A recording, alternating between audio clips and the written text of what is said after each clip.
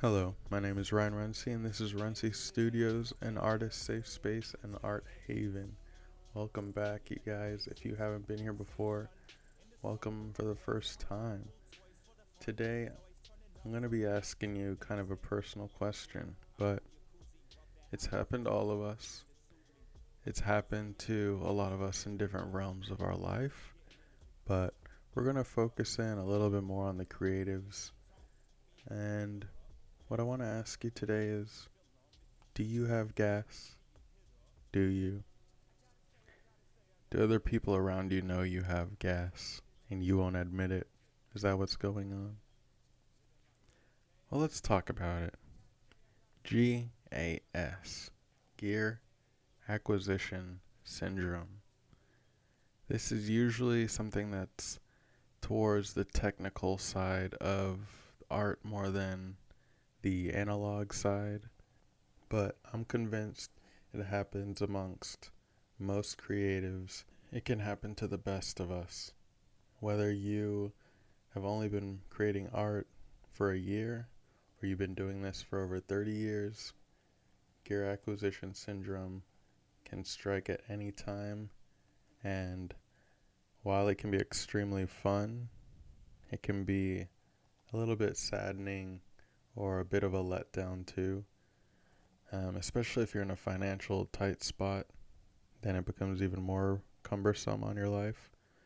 So let's talk a little bit about it and how to diagnose it and when it's healthy and when it's not. So, the basic definition of gear acquisition syndrome is a tendency to purchase more equipment than justified by usage and or by price. So, if you find yourself as a painter and you have the full line of 7 different brands of paint and you've spent $10,000 on paint alone, and then you have the highest end brushes, and of course you have to try all the contemporary companies that come out with the latest brushes. You won't buy any brush under $10. We call those the art snobs, right? We've all been around them. But sometimes they make a phenomenal painting, they make phenomenal drawings. Part of it might be the materials, but good artists do know what to do with those good materials. So sometimes, if you can get it to pay off, I think it's a fair justification. But if you're having a hard time learning the fundamentals of art, maybe your composition skills are poor, you don't really know color theory, maybe you're still just working on understanding your personal aesthetic and what it takes to create that, it's easy to assume that the medium you're using is incorrect.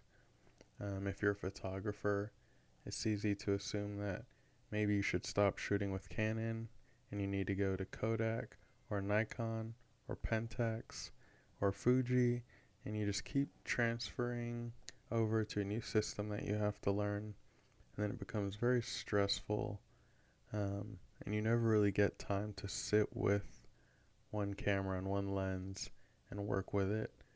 It's like singers buying different microphones, assuming that the mic isn't picking up their full range as opposed to them being able to sing in a full range.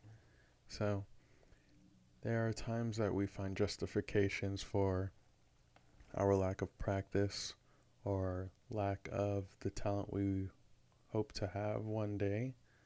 Sometimes we have to learn how to make the skills that we have work to create art, because you won't have all the skills, you won't have all the knowledge out there. But if you know how to make what you have work best for you, you could make a pencil and a piece of paper into phenomenal things. In summary of my first point, if you're finding a hard time making art, don't turn to materials as the problem. Turn inward and turn to your sketchbook. Turn to inspirations that don't have to do with acquiring more materials, that don't have to do with buying something that you think will expand who you are. If you have a new body of work outlined and you know the materials that you need to create it, get enough to make one, create that. If you feel that is the correct direction, then move that direction. I don't always think it's best to start selling all of the equipment that you had prior. The reality is sometimes you were in a sweet spot and you needed to leave that spot to be reminded that you were already there. So if you're a painter or you're into illustration, don't give up on it to try out design or try out drawing on an iPad because you see everyone else doing it. If this is something that feels proper to you, if it puts you into a special place that other mediums don't, just stick with it. It is normal, especially in today's age, to want to transition, and I think it's healthy too. I do it often, especially as a designer and artist who loves taking photos. It's very easy for me to experience G.A.S. Um, before I've been like, I just want to paint with friends, so that's a great reason to buy more brushes and have larger containers of paint because, of course, it's also more cost effective. So it's a win-win for me. And then you have paint that sits in your studio for 2 years because you didn't get to use it, nor did you invite anyone to use it. So be careful of these open air justifications that don't have any tangible plans connected to them. As artists, we're always going to have really good ideas, okay? We're always going to have really good ideas.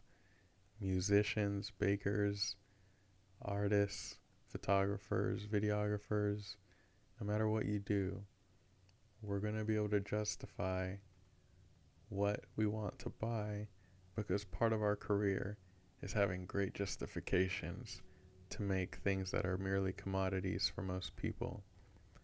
So understand that you can actually use your own skills against you in order to buy more things. With that said, I'm not trying to bash hobbyists. I think collections are cool. I think having things that make you happy is a phenomenal and necessary part of life and something I think everyone should get to experience at least in one or two avenues of your life.